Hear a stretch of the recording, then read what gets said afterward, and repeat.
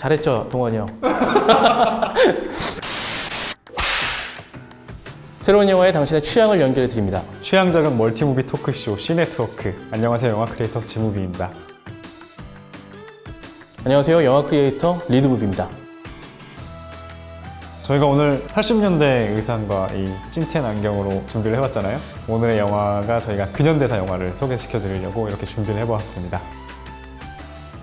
제가 오늘 첫 번째로 가져온 영화는 고 박종철 씨 사건을 시작으로 6월 항쟁까지 이어지는 슬픔의 역사를 바탕으로 한 영화 1987입니다. 1987년 1월 14일 남영동 대공분실에서 물고문을 받던 22살 대학생 청년이 사망하는 사건이 벌어집니다. 그의 이름은 박종철. 형사들은 중앙대학교 병원 의사 오연상을 불러 심폐소생술을 시작하지만 그는 이미 숨이 끊어져 소생이 불가능한 상태가 되어버리죠. 사인을 숨기기 위해 박 처장은 시신 화장을 명령하는데 사망 당일 당직이었던 최 검사는 죽은 지 8시간밖에 안 된 박종철을 장례도 부검도 없이 화장부터 하려는 경찰의 모습을 수상히 여겨 이를 거부하고 부검을 요청하죠. 하마터면 묻힐 뻔했던 이 사건은 개개인의 정의감과 용기로 세상의 그 모습을 드러내며 변화를 만들어냅니다. 이 영화 개봉 6일 만에 250만 명, 총 관객 수 720만 명을 보고 온 작품이죠. 경쟁작들을 생각해보면 굉장히 좋은 기록인데 그때 당시에 위대한 쇼맨, 그리고 뭐였죠? 신과 함께 1편.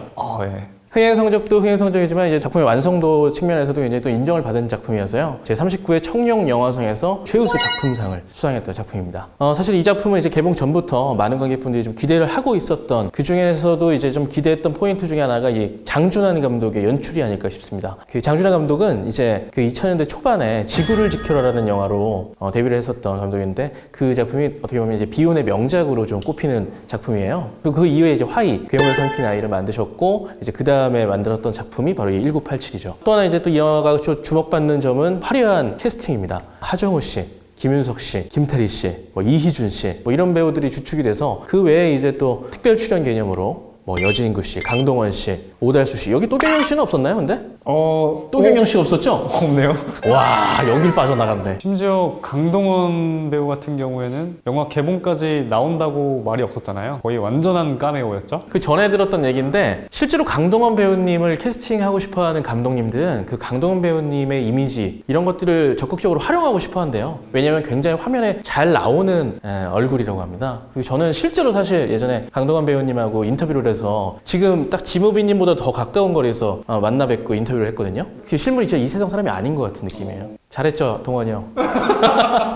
그 수많은 주조연 배우들이 다 이렇게 힘을 합쳐서 만든 영화라서 배우들을 보는 것만으로도 충분히 2시간이 가는 그런 영화죠. 그 당시에 이 작품을 처음 이제 극장에서 봤을 때는 좀 내용을 이해하기가 좀 어려웠던 것 같아요. 등장인물들이 워낙 많이 등장하고 또 초반에는 굉장히 좀 전개가 빨라요. 그런 부분들에서 좀 불친절하다, 영화가. 그렇게도 느끼기도 했었는데, 이번에 다시 관람을 해보니까 영화는 진짜 N차 관람할 때 진가가 드러난다고, 정말 이게 최선이었구나라는 생각이 들더라고요. 그래도 그럴 수밖에 없는 것이 이제 솔직히 한두 명의 이 사람들로 인해서 일어난 항쟁이 아니기 때문에 많은 분들의 기여가 있었고, 그걸 소개하다 보니까 많은 분들이 등장할 수밖에 없는 것 같아요. 앞서도 계속 말씀드렸지만 배우들을 빼놓고 얘기할 수 없는 작품이잖아요. 또 좋은 배우들이 많이 모여있기 때문에 연기력이 굉장히 또 훌륭했습니다. 저는 개인적으로 가장 인상적이었던 배우는 이제 김종수 배우. 고 박종철 씨의 아버지 역으로 나오셨는데, 사실 처음에 등장을 해서 별다른 대사가 없어요. 근데 나중에 이제 아들의 유고를 강에 풀어주는데, 또 한겨울이라서 제가 이제 떠내려가지가 않아요. 근데 거기서 이제 완전 오열하는 연기를 보여주시는데, 와, 그때 진짜 저도 같이 너무나 울었던 것 같아요. 그 부분에서 비로소 좀 마음을 놓고, 이 내용을 막 억지로 제가 역사 공부하듯이 따라갈 게 아니라 그냥 마음으로 받아들이자, 이렇게 생각하면서 감상을 했던 것 같습니다. 또 칭찬을 해주고 싶은 점이 그 1980년대 시대를 너무 잘 재현했다는 거예요. 잘 보시면 정말 너무 디테일하게 재현이 잘 돼 있습니다. 특히나 그 시절을 살았던 이제 지무미 같은 분들, 어르신들은 많이 또 공감을 하실 것 같아요. 할 말이 있었는데 갑자기 머리가 좀 하얘지네요. 네, 두 번째로 소개해드릴 한국 근현대사 영화는 5.18 민주화항쟁 당시에 독일 기자를 태우고 광주 안으로 진입했던 이야기, 바로 택시 운전사입니다.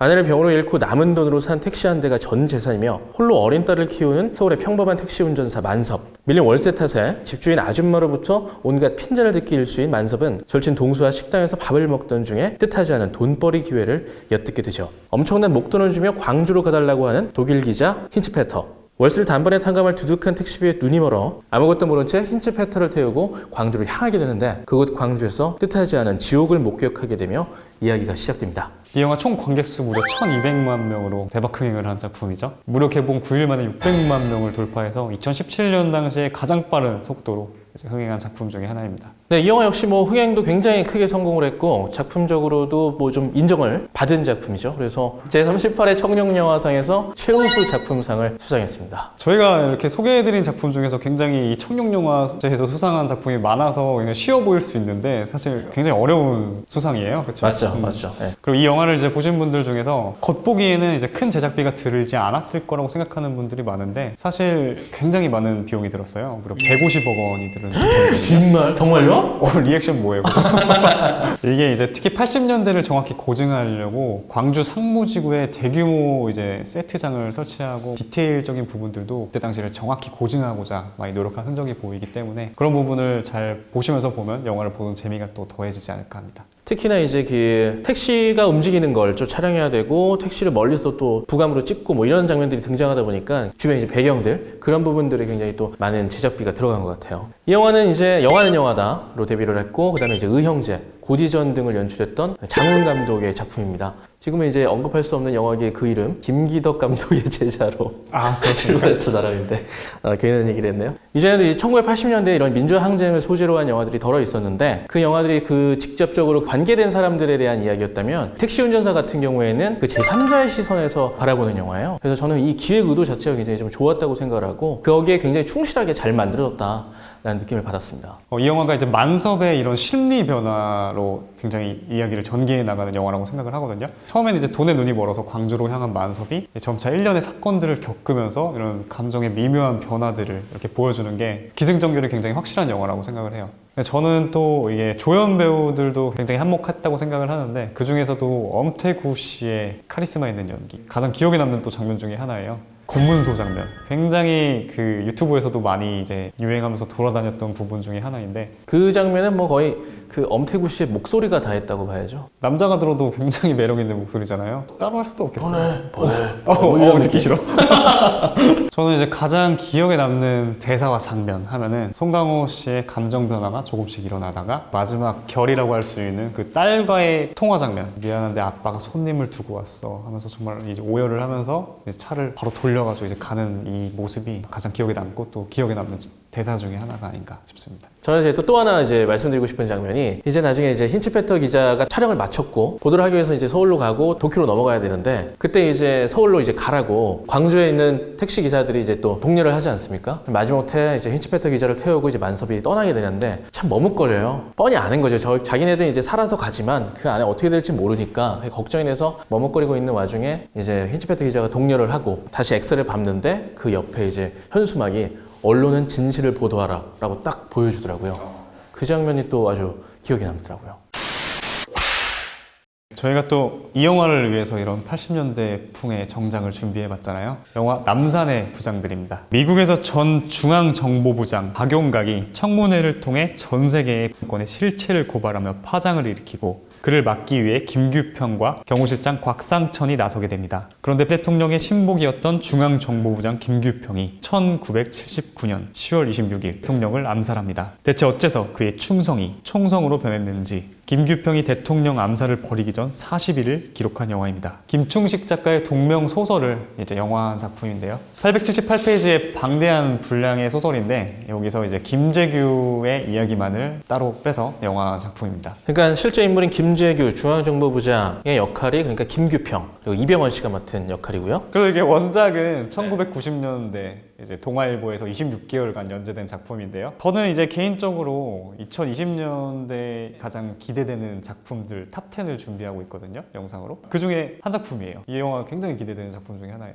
네, 그리고 이 영화가 이제 우민호 감독이 연출한 작품이잖아요. 사실은 그 마야광 전부터 이 남산의 부장들을 영화하기 위해서 먼저 더 제작이 들어갔다고 들었어요, 저는. 내부자들 같은 이제 정치 드라마, 뭐 이런 소재의 이야기를 잘 영화시켰던 감독이다 보니까 그런 점에서 좀 기대가 되는 게 또 있는 것 같아요.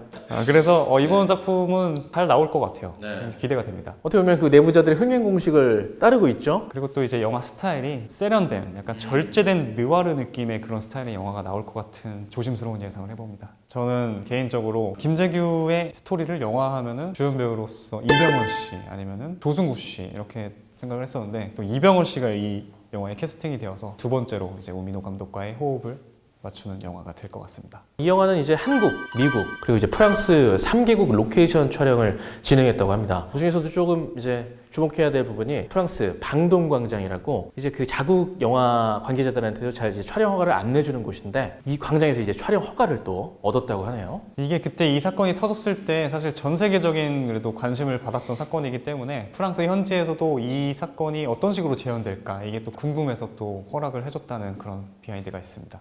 사실 이 사건 누구나 알고 있는 대사건이잖아요.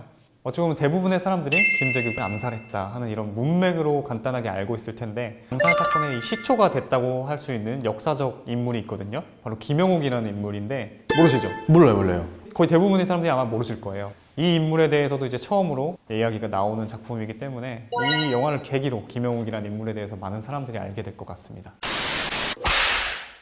오늘 시네트워크에서는 한국 근현대사 영화들을 만나봤습니다. 롯데시네마 채널 좋아요와 구독도 부탁드립니다. 그리고 영화 남산의 부장들에 대한 기대평을 댓글로 남겨주시면 추첨을 통해 총 5분께 롯데시네마 영화예매권을 나눠드립니다. 감사합니다. 저는 오로지 나의 사랑하는 조국의 민주주의를 위해서 김 부장도 내가 그만두길 바라나. 제가 가까이 옆을 지키겠습니다. 탱크로 밀어버리면 끝입니다. 가까 개헌령은 안 됩니다. 지금 너 협박해? 가까는 이 인자 살려두질 않아.